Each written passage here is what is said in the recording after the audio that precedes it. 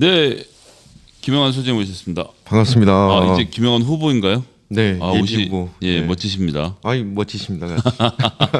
네, 더불어민주당 고양정 예비 후보로 등록하시고 지금 활동 중이시죠? 네, 맞습니다. 예. 네. 지난 1년 동안 저희 또 옳은 소리 식구들을 위해서 경제 공부 너무 많이 시켜주셔서 감사 진짜 드리고 뭐 더 오래 했으면 좋겠는데 이제 본격적인 선거 시즌이 돼서 네. 너무 바쁘셔서 제가 더 이상 청할 수가 없어서요.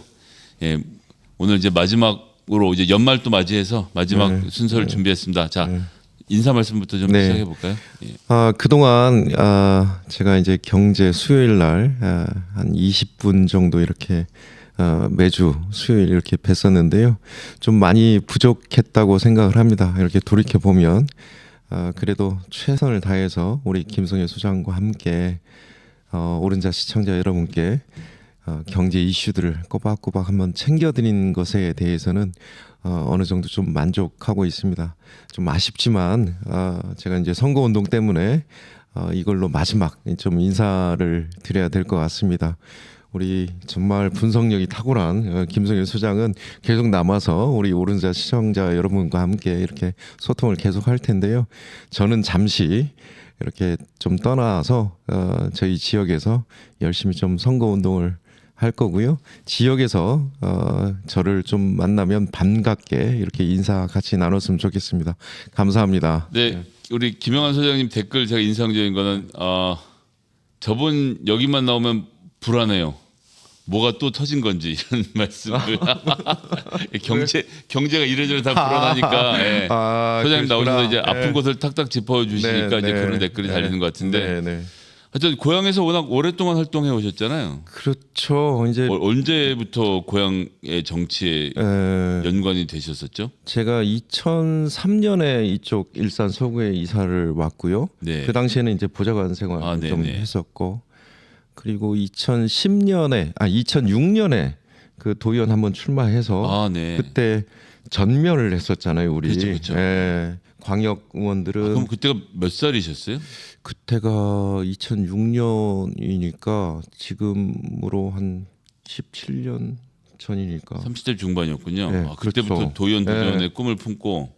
그래서 이제 당시는 이제 우리 보좌관들 좀 제가 우리 모임에서도 좀 얘기했지만 지방 분권 자치 이런데 좀 우리 훈련된 사람들이 좀 들어가서 풀뿌리 민주주의를 좀 꽃피우자라는 그런 소명 의식이 좀 있었습니다. 그래서 2006년에 도전을 했지만 경기도에서 108명 중에 한 명도 안 됐습니다. 그래요? 서울도 한 명도 안 됐고요. 인천도 한 명도 안 됐고 비례대표만 경기도에서 2명 됐었나요 그때? 그러다가 2010년에 제가 이제 일산 서구에서 도의원 당선이 돼서 지역 정치를 좀 시작을 했고요.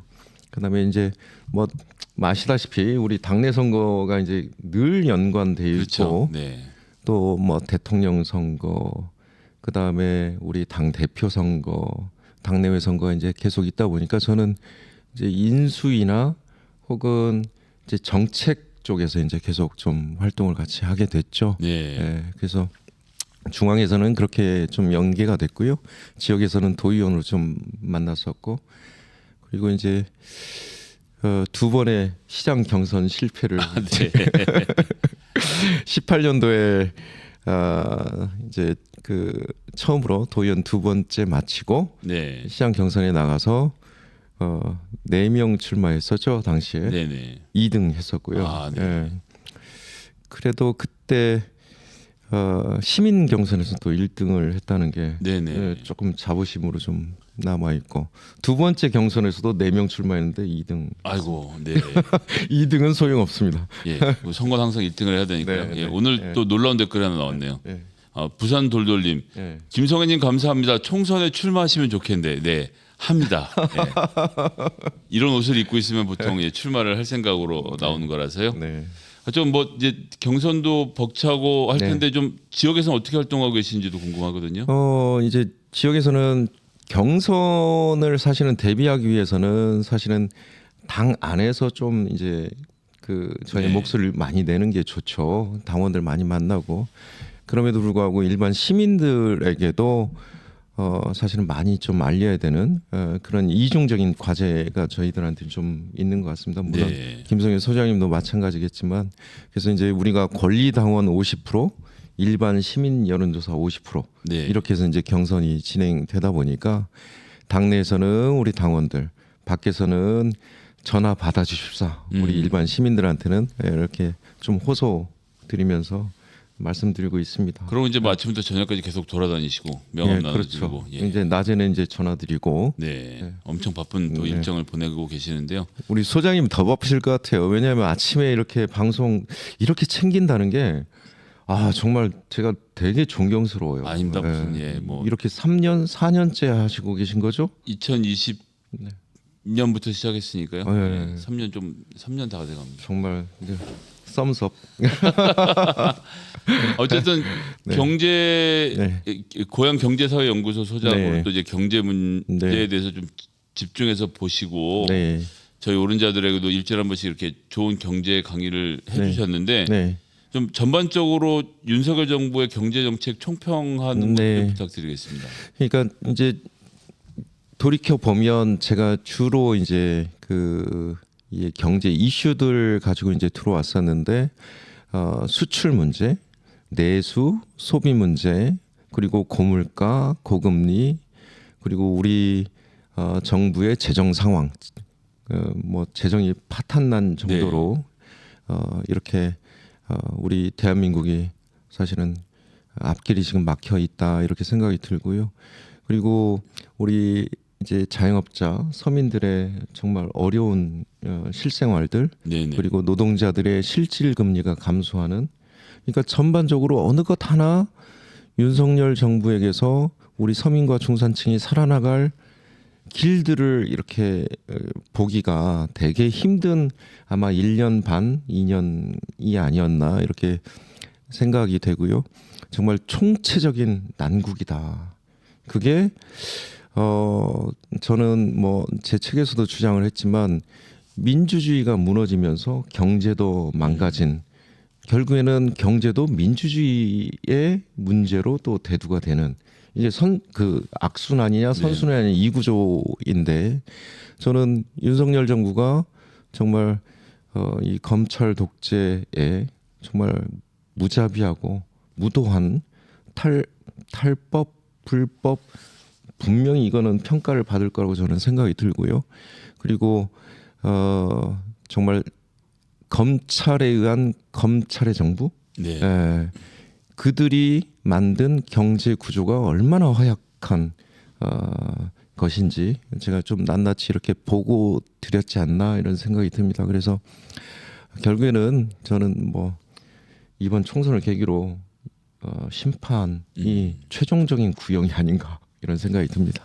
그래 저희가 맨날 구형만 하다 이제 선거를 한번 해야 되니까 우리 김영환 후보님 같은 분이 국회의원 되셔서 꼭 선거하는 자리까지 좀 가셨으면 좋겠고요. 자, 이제 사실 이제 고향에서는 뭐 저한테 대선배가 되시고 고향 지역에 참 여러 가지 이슈가 있고 뭐 일산 따로 덕영 따로이기도 하지만 고향 전체로 또 문제가 있다고 보는 지점들이 있지 않습니까? 그럼요. 거기에 대해서 좀 조언을 해주시거나 우리 오른자들에게 좀 말씀을 들려주시면. 이제 우리가 이제 크게 고양시 안에서는 저는 이제 두 가지 문제가 크게 좀 대두가 되지 않나. 제 고민들도 사실은 한 20여 년 동안 고양시 살면서 이 문제 가지고 계속 고민했었는데요.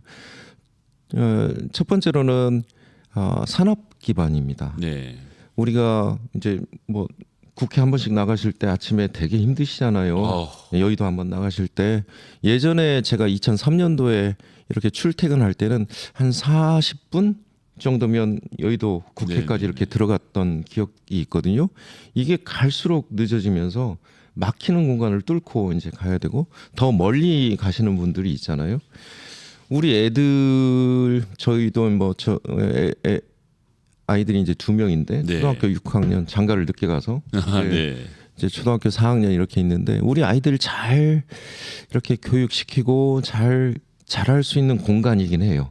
그런데 이 아이들이 막상 취업을 할 때는 다 밖으로 이제 빠져나가야 되는 그런 상황이어서 이제 일자리, 저는 고양시에 산업적 기반이 있는 일자리가 가장 큰 문제였다. 네. 이렇게 보고요.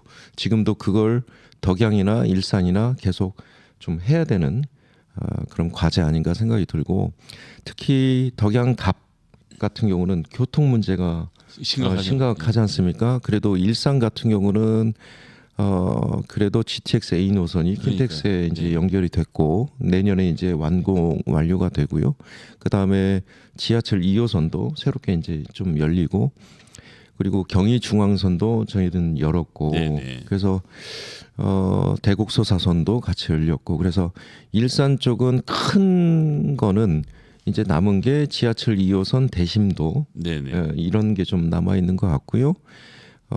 근데 덕양갑은 되게 교통 오지라고 해야 되나요? 예. 서울에서 이렇게 가까운데 이렇게 네. 오지가 어디 있습니까? 네, 그러니까 동네에서 저녁 먹고 마을버스 타고 어디 가려고 그러면 마을버스가 오지도 않고 언제 오는지 맞습니다. 알려주지도 않는 게 이게 시정이 이렇게 엉망일 수가 있나 싶은 생각도 들고요. 네. 그래서 저희 일산 같은 경우는 좀 자잘한 교통 대책, 예를 들면 버스 이제 준 공연제나 저 마음 같아서면 좀 단계를 좀 높여서 정말 정부나 지자체가 이 교통 약자들을 위한 거나 이런 것들 좀 더 챙겼으면 좋겠다라는 생각인데, 자잘한 것들을 해야 되지만 덕양갑 같은 경우는 좀 큰 것들을 좀 앞으로 좀 잘 해야 되겠다라는 생각이 듭니다. 그래서 일자리, 산업 크게 하나, 두 번째는 교통. 예, 이 문제가 고양시에는 늘 현안이 되어 왔고 앞으로도 현안이 될 거다. 그리고 뭐 추가적으로 얘기한다면 이제 우리가 서울 위성 도시다 보니까 이제 쓰레기 문제를 우리가 다 받는달지. 그렇죠. 예. 이게 이제 고양시 뭐 그렇게 고양동이 제일 심각한 문제고요. 그렇죠. 예, 아마 이제 덕양의 일부 지역들이 거기서 소외를 많이 이제 피해를 많이 받는 것 같고요. 그래서 그런 문제들이 있고, 그 다음에 이제 일산 같은 경우도 이제 노후화됐잖아요. 30년이 지났습니다. 여기 오수관, 하수관 이렇게 보면은요, 거의 뭐 노후화돼서 터져 나오는 데가 한두 군데가 아니고 위험과 안전 문제가 있고요.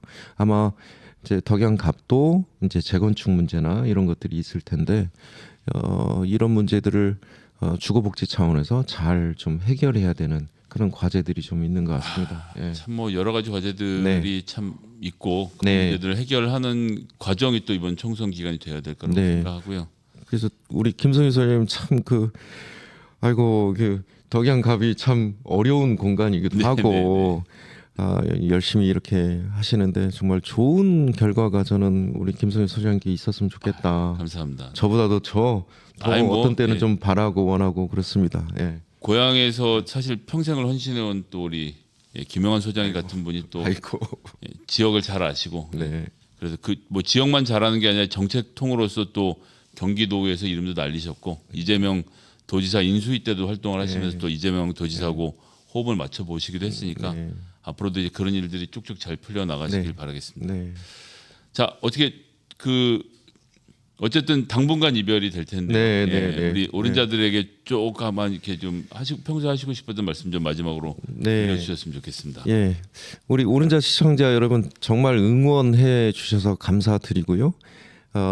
제가 이 기간이 지나면 어느 공간이든 어느 때건 또 우리 김성희 소장님과 함께 또 합을 맞춰서 우리 대한민국의 근본적인 문제 진단하고 또 대한민국을 어떻게 좀 준비하고 미래를 이끌어 나갈지 이런 부분에 대해서 좋은 생각들, 아이디어들 이 자리에서 함께 논의하고 토론하고 그런 자리 또 있었으면 좋겠습니다. 정말 감사드립니다. 네, 그동안 애써주신 우리 고향 병의 민주당 예비 후보. 그 병이래. 죄송합니다. 왜 병으로 적었지? 죄송합니다. 고향 정인데. 아침에 정신 없어. 자, 고향 정. 정. 가불병 정. 일산 서구입니다. 일산 서구를 지역구로 두고 계시는 고향 정의 예비 후보이신 김영환 소장님, 그동안 고향 경제사회연구소 소장으로 지난 1년 동안 경제 문제에 대해서 저희 식견을 넓혀주신 거 정말 감사드리고요. 남은 선거 기간 동안 진짜 분초를 아껴서 열심히 유권자들 만나시고 좋은 성과 거두시길 바라겠습니다. 김성희 선생님도 좋은 결과 있기를 바라겠습니다. 네. 감사합니다. 자, 이렇게 해서 우리 김영환 소장님 당분간 이별이고요. 좋은 성과 내고 나서 또 좋은 자리에서 또 뵙으면 좋겠습니다. 감사합니다. 고맙습니다.